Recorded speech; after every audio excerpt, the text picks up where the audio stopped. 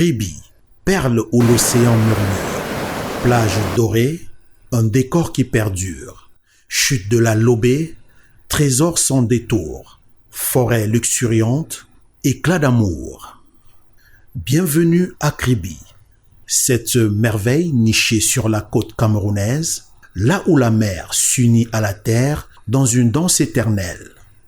Ici, chaque coin de rue, chaque souffle d'air, chaque onde marine semble raconter une histoire. Nous sommes dans un endroit envoûtant, une aventure où la beauté naturelle et l'hospitalité humaine se rencontrent pour former un paradis tropical.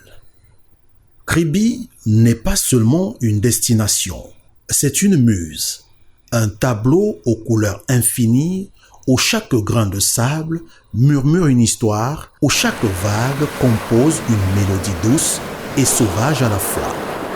Notre première halte nous mène à Ngoye-Wamié, aux portes de Kribi. Ici, la plage s'étend comme un tapis d'or déroulé par les dieux, caressé par les vagues infinies de l'Atlantique.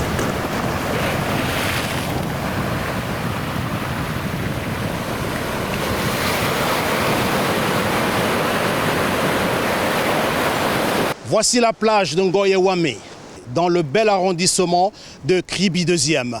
Ici, la vie se partage entre la pêche et la baignade.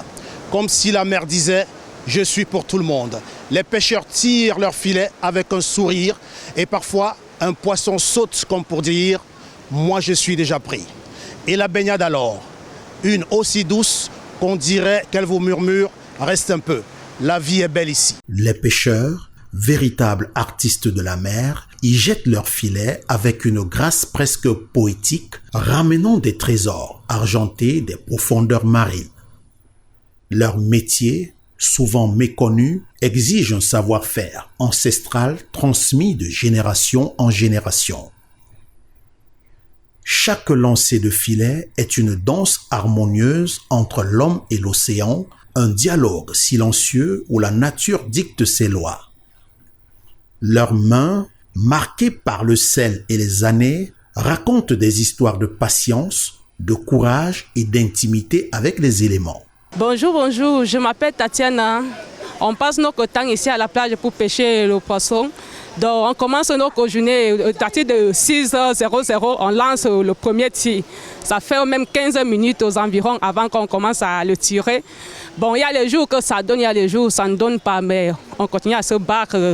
On continue à faire les efforts, on se bat, on prête le maintien pour continuer. On ne baisse pas les bras, on a l'espoir que Dieu va bénir la journée. On arrête aux environs de 12h00, on met fin à nos activités. Sous les premières lueurs de l'aube, leurs silhouettes se dessinent sur l'horizon, tandis que les vagues murmurent des secrets millénaires.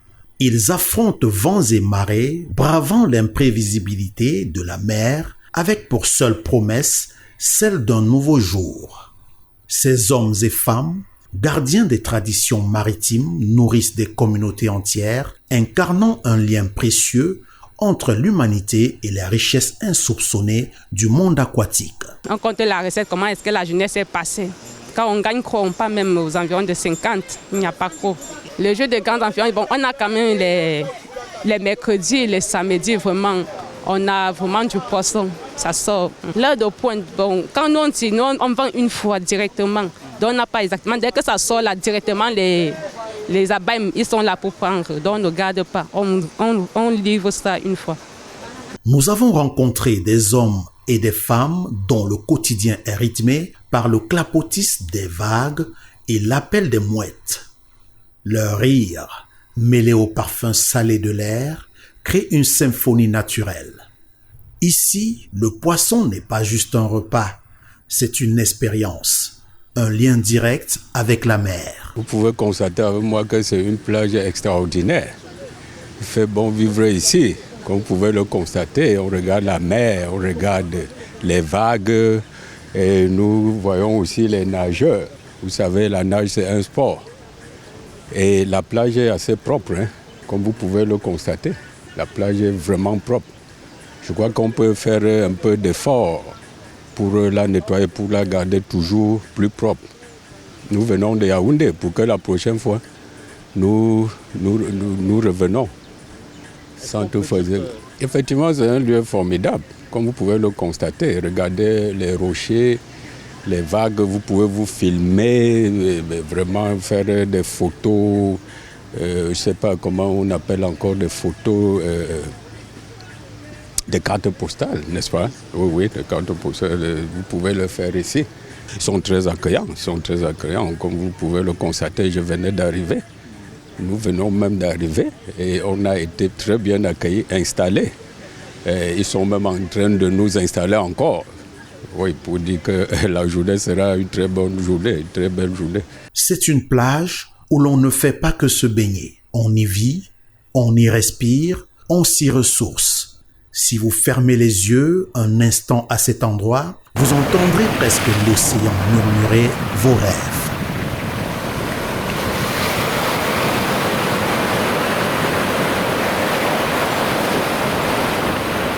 Kribi est l'endroit où la mer s'étend comme un tapis d'argent sous un ciel caressant.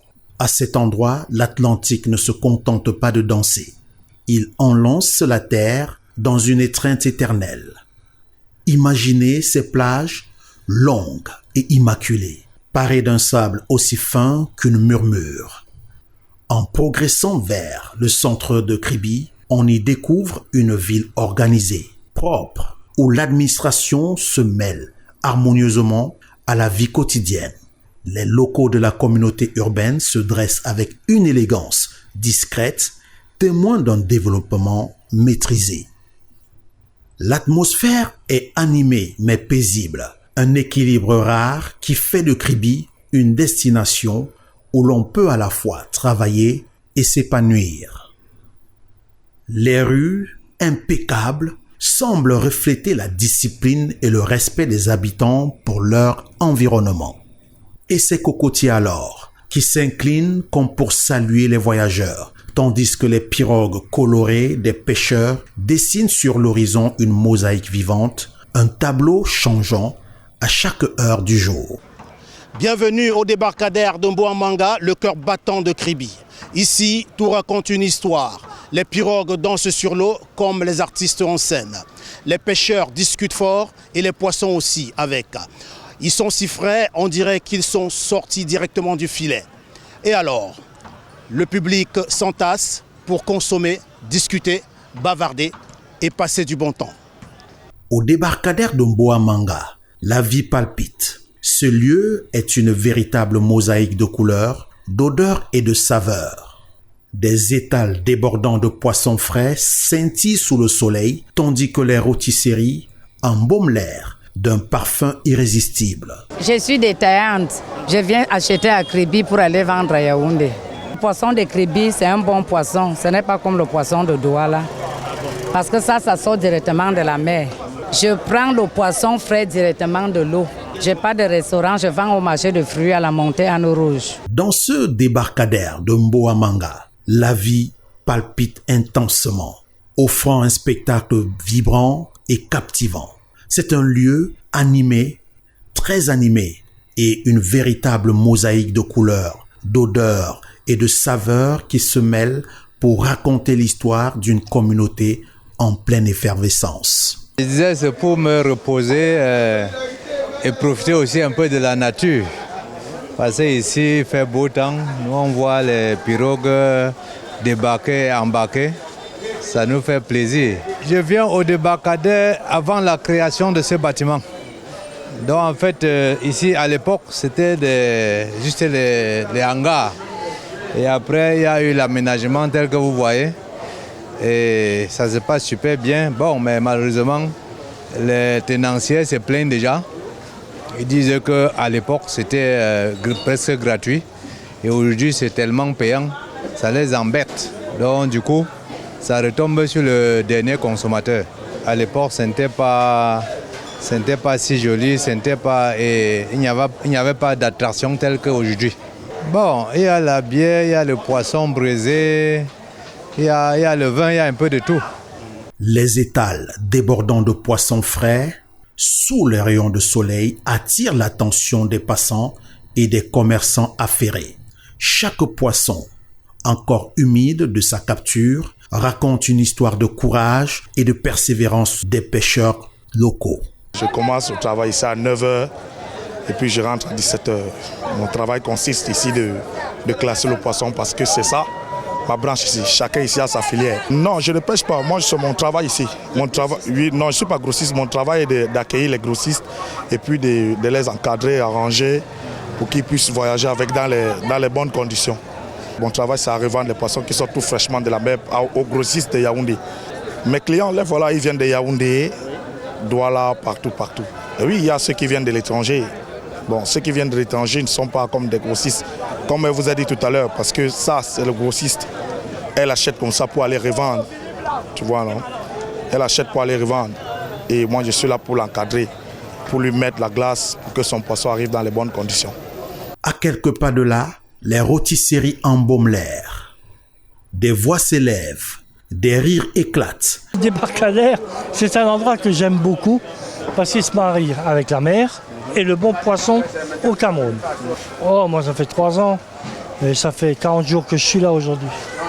Moi je viens manger surtout les gambas ou alors les barracudas. Et le tumulte des négociations donne vie à ce marché unique en son genre. Depuis pratiquement 3 ans. Non, Kribi ne produit pas les gambas. Les gambas sortent de Douala et d'autres sortent de Limbé. Non, de partout dans le monde en fait. Parce que nous avons aussi les blancs comme vous pouvez constater là, donc ils sortent de partout dans le monde. Tout le monde vient se ravitailler ici là, tout le monde confondu. On vend les gambas en kilos. Comme présentement, le kilo coûte 8500.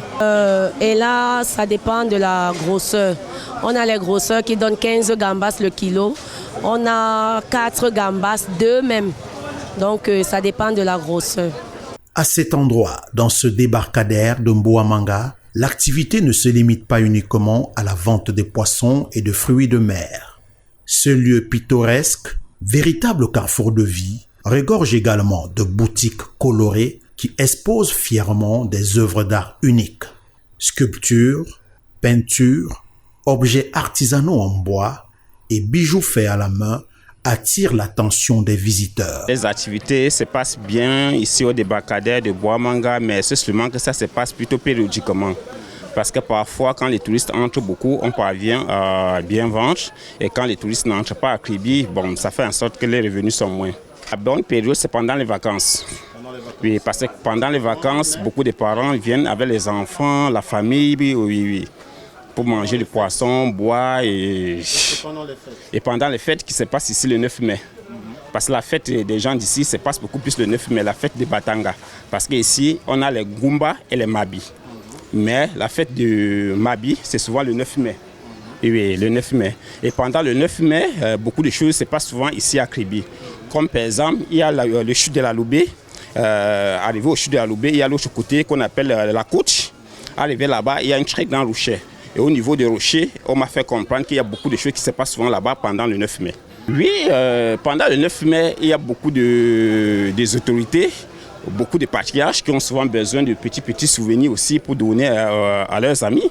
Parce que pour offrir. Oui, pour offrir comme cadeau. Parce qu'il y a beaucoup de touristes qui arrivent souvent pour assister à leur fête.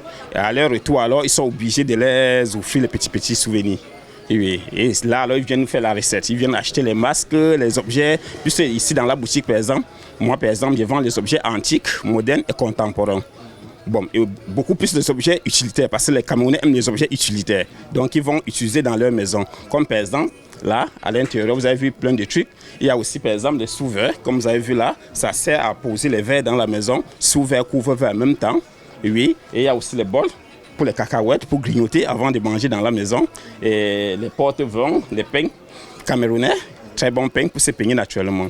Parmi mes clients, il y a souvent les touristes qui viennent, des gens d'ailleurs, qui arrivent souvent, mais rarement. Ceux qui viennent constamment sont les gens du pays.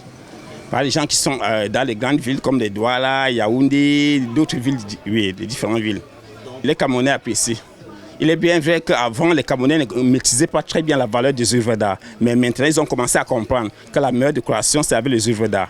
Oui, quand tu construis très bien ta maison, tu utilises les œuvres d'art à l'intérieur, ça rend ta maison un peu trop classe ou quoi, de façon naturelle. Un jour, on sait que le marché des objets d'art, il ne peut pas dire le montant. Pas ça d'Andine.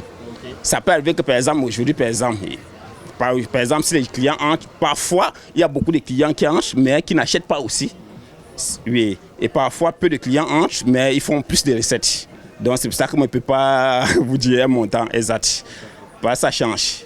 Ces trésors artistiques, prisés tant par les touristes en quête de souvenirs authentiques que par les riverains amoureux de leur culture, témoignent de la richesse et de la diversité du patrimoine local. Une balade ici est une immersion dans l'âme vivante de Kribi, où tradition et modernité se côtoient harmonieusement. Ici, c'est une œuvre d'art que moi-même j'ai créée. Et là où c'est là, je suis la seule personne à créer l'œuvre d'art dans le monde entier. Et la première personne à utiliser l'œuvre d'art, c'est moi dans ma propre maison. J'ai créé l'œuvre d'art pour 2 personnes qui s'aiment. Parce que 2 personnes qui s'aiment doivent avoir une œuvre d'art pour commencer à transmettre le message par l'œuvre d'art. Parce que tout le bavardage est dans les mots des têtes. Comment ça se passe? Là, c'est l'homme, là, c'est la femme. Vous placez ça comme ça dans la maison quand vous êtes en état d'harmonie. Et si vous, par exemple, monsieur, vous êtes fâché contre votre femme, vous n'êtes pas obligé de dire, chérie, là, toi, tu me vois, je suis fâché contre toi. Vous vous tournez simplement comme ceci, monsieur, vous placez comme cela. Dès que votre femme alors entre dans la maison, elle vous voit la position ici, elle va directement savoir que vous êtes fâché contre elle. Là, alors, elle cherche à résoudre votre problème, monsieur. Et dès qu'elle résout votre problème et que vous êtes satisfait à moitié, monsieur, vous vous tournez, vous placez à moitié. Dès que vous serez satisfait, vrai, vous retournez, vous placez la position d'harmonie. Et si elle est fâchée contre vous, elle n'est pas obligée de dire, chérie, là, toi, tu me vois, je suis fâché contre toi. Elle se tourne simplement comme ceci, elle se place comme cela. Dès que toi, le monsieur, tu entres dans la maison, tu vois ta femme à la position ici, tu vas savoir qu'elle est fâchée contre toi. Là, alors, tu cherches à résoudre son problème. Et dès que toi, le monsieur, tu résous son problème et qu'elle est satisfaite à moitié, elle se tourne, elle se place à moitié. Dès qu'elle sera satisfaite, elle se retourne, elle se place dans la position d'harmonie. Et si vous deux, alors, vous êtes fâchés dans la maison, faites alors comment? L'homme se tourne et la femme aussi se tourne. Ça veut dire que la maison risque de prendre feu. Et pour éviter cela, vous faites alors comment? Vous cherchez à résoudre vos problèmes à 2. Dès que vous finissez, alors l'homme se tourne, la femme aussi se tourne. Ça veut dire qu'il y a paix dans la maison, la position, c'est aucun problème chez vous. Formidable. On appelle ça le dialogue par la sculpture. Vous auriez aussi dû terminer par un baiser des 2. Bon, et l'inspiration de l'œuvre d'art vient de mon propre foyer. Parce que moi qui vous explique mon œuvre, je suis marié depuis 13 ans. Un jour, j'avais demandé à ma femme d'aller me chercher le plat parce qu'elle voulait faire quelque chose dans le plat. Et ma femme qui vit avec moi depuis 13 ans m'a répondu, tu ne peux pas aller chercher le plat seul?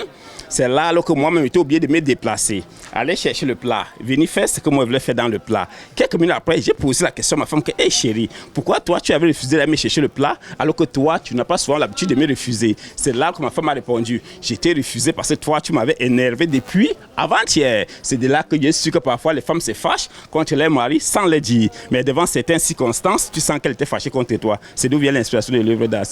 C'est ici que nous avons rencontré le directeur du débarcadère de Kribi, un homme passionné qui nous a parlé de ce lieu comme d'un trésor pour les pêcheurs, les vendeurs et les touristes. Mboamanga est l'âme de Kribi, nous a-t-il dit.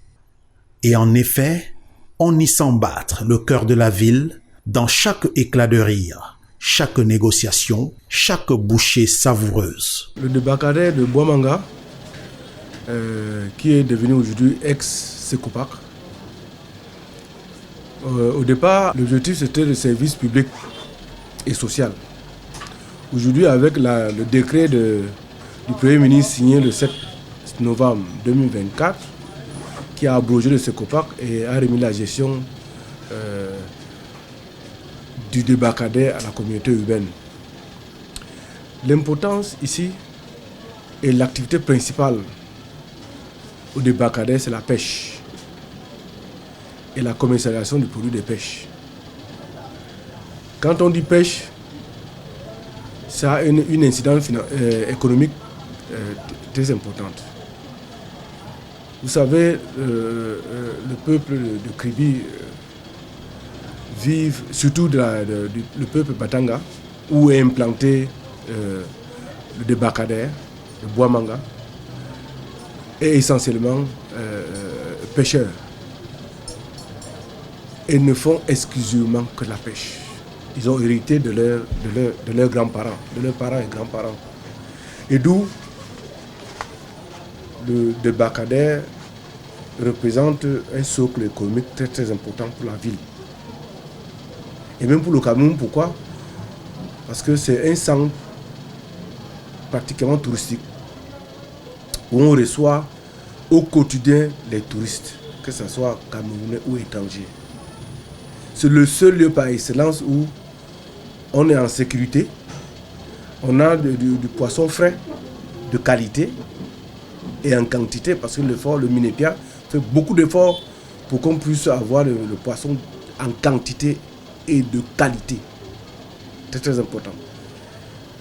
On a la braise au charbon. La braise au charbon, c'est le bio. Donc c'est un lieu par excellence pour les touristes de manger du poisson braisé au charbon de bois. C'est qu'ils ne trouvent pas ça ailleurs, chez eux quoi, en principe. Et donc vous voyez, c'est un pôle économique extrêmement important. Et grâce à la coopération japonaise, les investissements que vous voyez ont été construits en 2006 par la coopération, par le biais de la coopération Cameroun-Japon. Dernièrement, j'ai reçu l'ambassadeur du Japon le 28 décembre, qui est venu toucher du doigt le projet qui est en gestation pour l'extension et la rénovation de l'ex-Secopac, dans le débarcadère de Bois-Manga. On l'a reçu, il a visité, on lui a présenté la maquette du projet, et il a apprécié. Ça a fait de la rénovation d'abord et a fait de l'extension. Les bâtiments qui sont là, qui ont été conçus depuis 2006, sont déjà vestus. Il faut rénover. Après la rénovation, la demande est forte. En 2006, il n'y avait pas assez de pêcheurs comme aujourd'hui. Aujourd'hui, nous comptons environ 300 pêcheurs. Quand on dit pêcheurs, c'est ceux qui ont un permis de pêche. Il y a des pêcheurs, des pêcheurs entre guillemets, qui n'ont pas de permis de pêche, mais ils exercent la fonction de la pêche. Mais ceux qui sont officiellement reconnus par l'administration du débarcadère, ils sont à 300. Vous voyez, 300, c'est déjà devenu exigu. Donc, d'où la raison de l'extension. On va extendre la restauration de braises de poissons, charbon de bois. On va extendre les étangs de vente de poissons frais.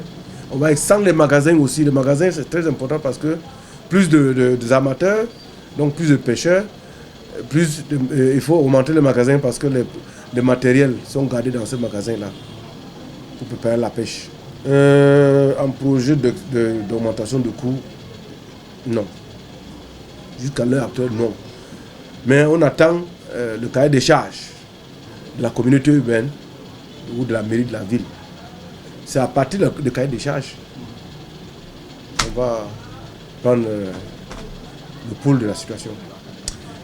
Jusqu'au décret du Premier ministre, jusqu'à la signature du décret du Premier ministre, le Minépia fournissait beaucoup d'efforts. Beaucoup d'efforts. Les frais sont minables. Ça ne couvre même pas la charge. Nous avons des infrastructures vieillissantes où tous les jours il y a des pannes en circuit électrique ou bien en Kawata. Et même d'autres infrastructures. Je vous ai dit que le Secopac, l'ex-Secopac aujourd'hui, avait comme pour mission le volet social et la continuité des services publics. Donc ce n'était pas à but lucratif, ce n'est pas créer de l'argent, non. C'était pour accompagner les pêcheurs et les activités connexes à être bien exercées. Oui, nous sommes d'abord partis de quelque part. Nous devons respecter les traditions, mais nous sommes dans une république. On doit transplanter la tradition dans la République. Et comme la tradition est dans la République, nous devons respecter la constitution camerounaise, les règles et le règlement intérieur. que régisse la construction camerounaise. Difficulté, il y en aura toujours pour un être humain. Les pêcheurs, oui, difficulté parce qu'hier, ils n'avaient pas assez de matériel. Vous voyez, avec la coopération Cameroun-Japon, ça fait 6 mois où on venait de faire le don de moteurs et de pirogues gratuits. Des dons gratuits. Ça a fait un plus-value qui a conduit à une création d'environ 400 emplois directs. Les 45 pirogues. 400 emplois directs que ça a produit. Ils en demandent toujours. Bon, on fait d'abord avec la pêche, avec les changements climatiques. Ils ont de la peine à faire de bonnes captures. La pêche, il faut du carburant pour aller plus loin possible faire la capture. Et pendant la pêche, selon les informations qui me reviennent, ils ont des conflits avec les bateaux de pêche semi-industriels. Pas industriels, semi-industriels. Des Chinois en fait, qui débarquent à Douala. Ces bateaux semi-industriels leur détruisent le matériel, comme les filets. Donc, j'ai beaucoup de plaintes ici par rapport à cela. Mais si un pêcheur n'a pas de preuves de la destruction de son filet par un bateau de pêche, on n'a pas de possibilité de recourir derrière ce bateau ou ses responsables de bateau pour réparer les dommages et intérêts. Malheureusement, ils ne peuvent pas filmer, ils n'ont pas de matériel adéquat pour filmer, pour avoir des informations. À l'endroit des touristes, nous ne ménagerons pas d'efforts pour continuer à améliorer les conditions de travail d'abord des acteurs et améliorer leurs conditions également s'ils arrivent ici. On met l'accent, on continue à mettre l'accent sur l'hygiène, sur la qualité des produits, sur la cuisson et les matériels utilisés pour la cuisson. Nous faisons tout ce contrôle-là. Pour les autres, c'est notre devoir, en tant que service public, de continuer l'œuvre de l'État pour accompagner le gouvernement dans sa politique de l'impôt-substitution. Nous faisons déjà, le Minepi a fait déjà beaucoup d'efforts, mais va toujours continuer à accompagner les pêcheurs pour qu'on puisse capturer plus de poissons afin de diminuer les importations. Donc on a aussi une part importante dans la lutte contre l'importation et participer activement dans la politique de l'impôt-substitution au Cameroun. Merci.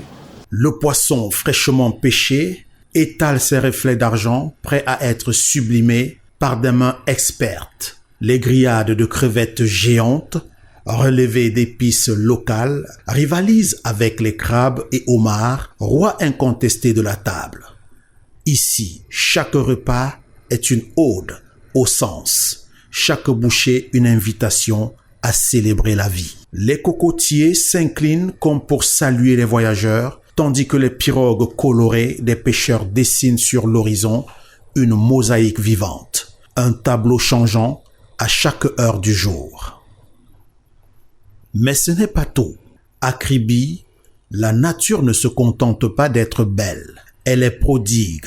Là où le majestueux fleuve Lobé s'abandonne dans le bras de l'océan, une cascade unique au monde raconte l'union sublime de l'eau douce et salée. Une symphonie aquatique qui enchante les sens et éveille les âmes. La marina de Kribi est un lieu qui respire l'élégance. Les yachts, alignés comme des bijoux, attendent patiemment d'amener leurs passagers vers des aventures maritimes inoubliables. Ici, vous êtes à la marina Plaisance de Kribi. qui date depuis de longues dates. Tels que vous voyez, les bateaux garés, c'est les bateaux des propriétaires. Donc chacun est responsable, propriétaire d'un bateau ici.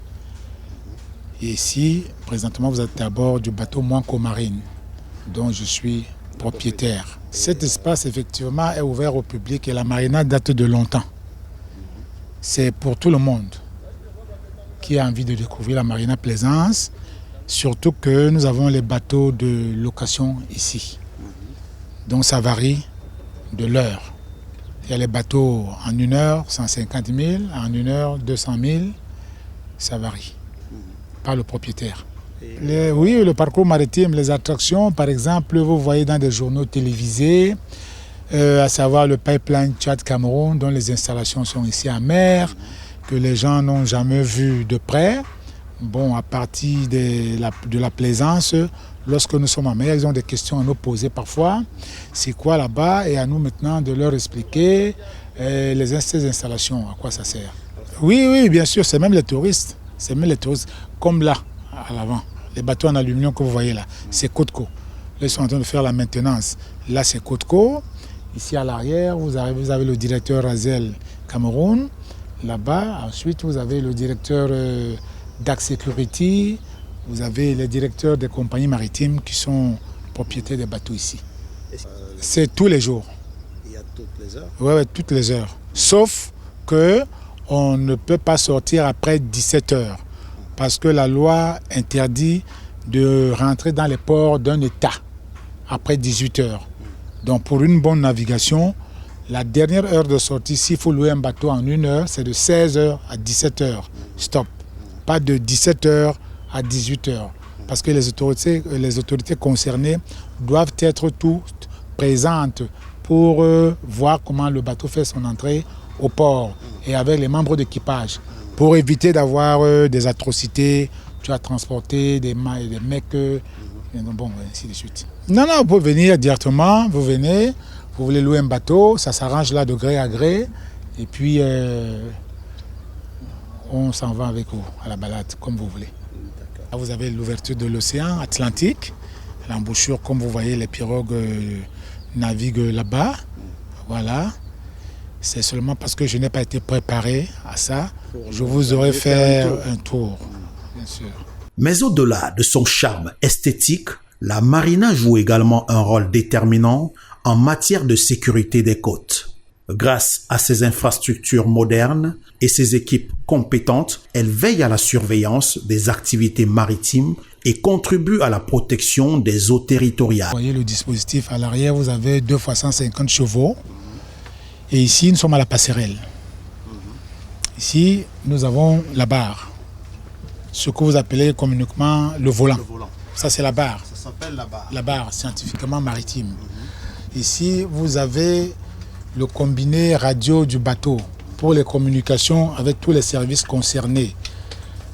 Le BIR, la Marine nationale, la marina même en question. Qu'en cas de problème, il y a intervention directement. Voilà comment ça se passe par exemple. Vous voyez, voilà, là ça marche. Vous avez ici le GPS qui sert éventuellement un GPS combiné avec un échosondeur. Ici c'est le satellite qui envoie les données sur l'écran, à voir la position à laquelle vous suivez. Si vous partez à Malabo, vous programmez à partir d'ici. Ici, vous avez les manettes, comme dans l'avion par exemple, d'accélération. Vous avez la manette droite, c'est le tribord. Vous avez la manette gauche, c'est le bâbord. Ici, c'est la boîte noire. C'est ça qui contrôle tout le bateau. Voilà le cerveau du bateau. Donc en résumé, c'est ce que je peux vous expliquer. Et là, vous avez, ça c'est les différents boutons pour les différentes opérations à manipuler sur l'appareil. Voilà. Et là, vous avez le coffre qui est comme la salle de contrôle. Tout est à l'intérieur là-bas. n'y a aucune manette à pied? Non, non, non, rien. Tout se joue ici. Tout est commandé ici. Oui. Électroniquement, les moteurs à l'arrière. Ici, vous avez le coffre du matériel de sécurité. Ici, le coffre du matériel de sécurité, à savoir le gilet, les bonbons d'extincteur et autres. Vous avez à la plage avant, pour les touristes, pour ceux qui veulent se filmer, aillent tour à tour, partent là tour à tour pour faire les photos. C'est également un point de départ privilégié pour les particuliers en quête de nouveaux horizons maritimes, qu'ils soient amateurs de plaisance ou explorateurs en quête d'évasion. Avec ses services impeccables, la marina incarne à la fois un havre de paix et un carrefour d'opportunités maritimes. L'eau est ici d'un bleu profond et invite à la contemplation et à l'évasion. Nous avons vu des familles, des couples, des explorateurs solitaires, tous unis par une même envie, se laisser porter par la magie de l'océan. Il est donc là, juste derrière nous, le fameux phare qui a servi aux Allemands en 1914 de pouvoir accoster sur les côtes de Kribi. Nous sommes dans le village Maï. Alors, que représente ce phare, ce fameux phare de Maï? Le phare représente cet instrument d'abord de navigation qui permet aux marins de se retrouver et de retrouver la côte. Lorsque les Allemands arrivaient, ce phare leur permettait de retrouver la côte et ça permettait à leur navire d'accoster. On peut donc dire que c'est à partir de cette base que les Allemands ont pris leur quartier dans les années 1914. Effectivement, quand on parlait des comptoirs, à l'époque des comptoirs allemands en 1884, des comptoirs installés à Douala, au plateau Jos, et il faut dire qu'il y avait aussi des comptoirs ici. Le nom commun, le nom du village de cet espace, c'est Mangama Idodo, la mer de Idodo, comme vous pouvez l'apercevoir sur les écriteaux en haut. Ce site sacré, pour y accéder, nous avons lu sur une pancarte, je veux dire, il faut se déchausser, il y a un certain rite à faire. Et pourquoi? Tout simplement parce que, comme vous le savez, partout ailleurs, les sites traditionnels sont sacrés. Et c'est un site sacré où, simplement, pour accéder, il faut se déchausser. Il ne faut pas toucher les objets parce que juste à côté, il y a le symbole fort même de ce peuple Batanga qui a failli disparaître de la surface de la terre. C'est ce monument que vous voyez derrière nous. Et c'est ici, sur cet espace, que la plupart des rites traditionnels se passent concernant le peuple Batanga. Au-delà du peuple Batanga, est-ce que les autres populations ou encore les touristes peuvent venir se ressourcer ici? Naturellement, les touristes peuvent venir se ressourcer et vous voyez juste en face qu'il y a des espaces de détente où vous pouvez consommer des fruits de mer. Vous voyez qu'il y a un restaurant à proximité de la plage. Donc les touristes, tout le monde est la bienvenue dans cet espace qui accueille tout le monde. Non, ce n'est pas payant, il faut bien le préciser puisque nous y sommes et nous n'avons rien payé, ce n'est pas payant. Maintenant, en occupant les espaces dans les différents restaurants et les différents espaces de loisirs, il va falloir néanmoins débourser quelque chose de ce qu'on va consommer. Le village Maï abrite l'un des joyaux historiques de Kribi, un phare datant des années 1900. Le phare de Kribi, majestueux et immuable, se dresse sur la côte sud du Cameroun comme un gardien silencieux de l'histoire. Érigé il y a longtemps, il a été la lumière salvatrice des navires s'approchant de ses rivages. Mais ce phare est bien plus qu'un simple repère maritime. Il est le témoin intemporel des épreuves et des souffrances qui ont marqué ces terres, un symbole à la fois de la grandeur et des blessures du passé. La précision, c'est que les Batanga et les Bapuku sont revenus le 9 mai et le 14 février. Les Bapuku en premier le 14 février, les Batanga en second le 9 mai. À quelques pas de ce monument se trouve un mémorial, discret mais chargé d'émotions, érigé pour ne jamais oublier les sombres événements de février 1915. Cette année-là, les autorités coloniales allemandes imposèrent un exil forcé au peuple Batanga, déracinant brutalement des familles entières de leurs terres ancestrales. Des chants de douleur résonnaient alors dans les forêts et sur les plages, tandis que les Batangas, les larmes aux yeux et le cœur brisé, quittaient leur terre natale. Ce fut un exode cruel, où les mères serraient leurs enfants contre elles, tentant de protéger leur avenir, et où les anciens, appuyés sur des bâtons, murmuraient des prières à leurs ancêtres. Maï signifie mai. Et pourquoi Maï? Tout simplement parce que pendant la Première Guerre mondiale, les Batangas ont été déportés par les Allemands dans des navires qu'on appelait Voermann et Bouma pour le sud-ouest, parce que la guerre faisait rage et les populations autochtones, notamment les Batangas, mouraient. Ils ont été déportés avec les Bapuku. Les Bapuku sont partis le 14 février 1916. Les Batangas sont partis le 9 mai. Donc, ils sont partis, autant pour moi, ils sont revenus le 9 mai. Donc, de retour sur leur terre le 9 mai. Mais en Batanga, c'est Maï. On a donc consacré ce site comme étant le site du Maï. Ce mémorial n'est pas qu'une pierre gravée. C'est une plaie ouverte dans la mémoire collective, une ode à la résilience d'un peuple qui a survécu à la dispersion, à la perte et à l'injustice. Chaque gravure, chaque mot inscrit sur ce monument raconte une histoire, une vie arrachée, un foyer détruit. Il rappelle les noms oubliés et les destins brisés tout en honorant la dignité et le courage des victimes de cette tragédie. Le site sur lequel nous nous trouvons est un site sacré, est un site traditionnel plein de symboles. C'est le site traditionnel du peuple Batanga où il y a eu la déportation pendant la Première Guerre mondiale. Le phare et le mémorial se complètent dans un contraste saisissant. L'un guide les marins perdus, l'autre éclaire les esprits égarés par l'oubli. Il nous rappelle que l'histoire n'est pas qu'un récit du passé, mais une flamme qui doit être entretenue pour éclairer notre chemin. Sur cette terre, où le vent porte encore les échos des pleurs et des chants Batanga, le temps semble s'arrêter. Ici, sous le ciel souvent chargé de nuages, l'histoire prend vie.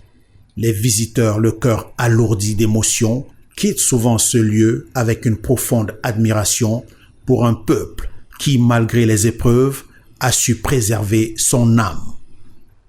À Kribi, la mer, le phare et le mémorial murmurent à l'unisson une vérité universelle. Se souvenir, c'est résister. Se souvenir, c'est vivre. Elles sont donc là derrière moi, juste derrière les chutes de la Lobé. Ici, l'eau gronde. La rivière se jette en cascade dans la mer, dans l'océan. Le spectacle est époustouflant, éblouissant. Regardez, juste là. Notre périple nous a amenés aux mythiques chutes de la Lobé. Ces chutes, uniques au monde, se jettent directement dans l'océan dans une cascade de lumière et de fraîcheur. Nous avons croisé à cet endroit des touristes émerveillés, des Camerounais fiers de leur patrimoine et des conteurs locaux qui perpétuent la magie de ce lieu. Pour le moment, je suis en train de faire le plombage du filet pour aller pêcher à 3 h du matin pour rentrer à 9 h 30 le lendemain. Pas chaque jour, mais ça dépend des filets. Quand c'est vieux, on change. Ça dépend de la matière des filets. Le filet a une durée de 3 semaines, parfois 1 mois. S'il y a le poisson, c'est 1 mois. Parfois, quand il y a le poisson, ça fait 1 mois à les crabes. Mais s'il y en a pour le poisson, je dépasse 1 mois avec ça. Je suis pêcheur en général. Pêcheur, tisseur de filets. Je suis pas parmi les gens qui fabriquent le filet. On achète ça et fabriqué, on tisse seulement. Comme vous voyez tisser en général. Il y a beaucoup de pêcheurs qui ne savent pas tisser les filets. Il y a peu de gens qui savent tisser les filets. Et peu de gens qui savent plomber comme ce que je suis en train de faire là. Là, maintenant, je finis de serrer le filet, je vais mettre le plomb qui permet au filet d'entrer dans l'eau, se coucher dans l'eau pour attraper le poisson. Pour le moment, il me reste 2 morceaux à finir avant 17 h 30. Bon, apparemment, je ne sais pas l'heure qu'il est, mais avant 17 h. Oui, je vais charger le filet dans la pirogue pour aller à 3 h. Je me réveille à 3 h du matin pour rentrer à 9 h 30. Oh, merci déjà à Carrefour pour cette opportunité. Ça fait toujours plaisir de venir découvrir les endroits de son pays.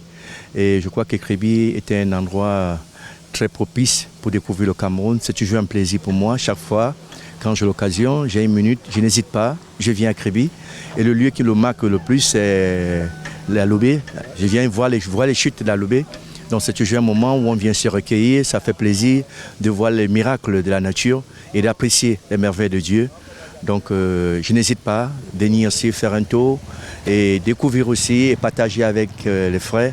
Donc c'est important de venir comme ça, se ressourcer un peu. C'est un cadre reposant, il n'y a pas assez de bruit, c'est un cadre convivial, on rencontre pas mal de personnes et ça fait du bien d'être là. Et on est en contact direct avec la nature parce que c'est la plage. Alors pour moi c'est une découverte.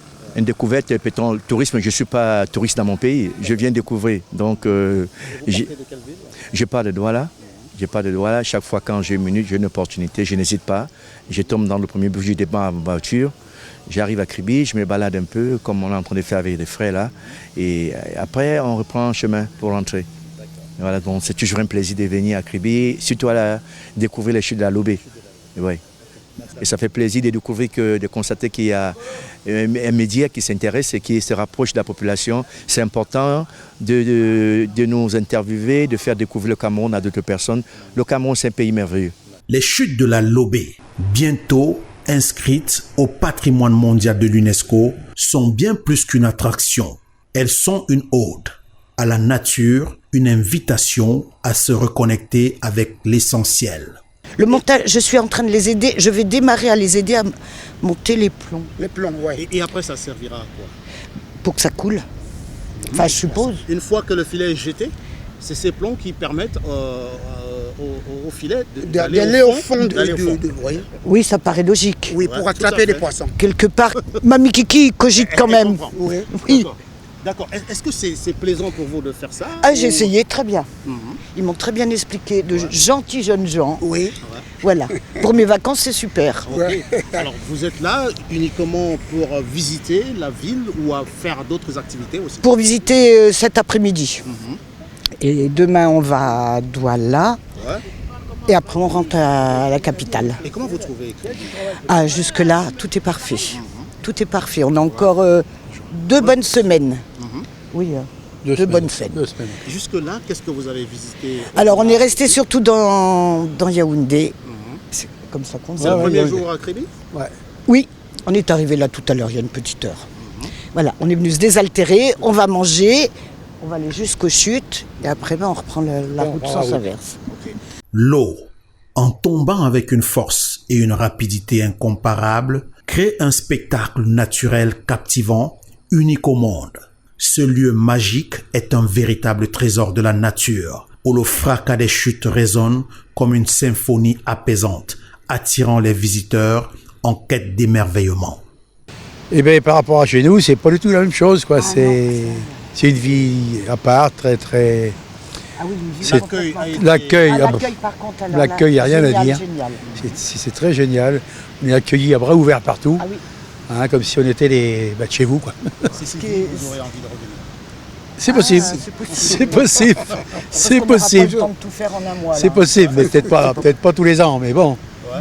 Voilà. Et vous avez mangé du poisson ou pas? Ah oui, plusieurs fois. Ah oui, j'en ai des allergies. Ah, okay. On a testé que de la nourriture de chez vous. Et comme quel repas, par exemple? Alors, les petites brochettes, là, ouais. je sais pas le nom. Je sais pas comment ça s'appelle.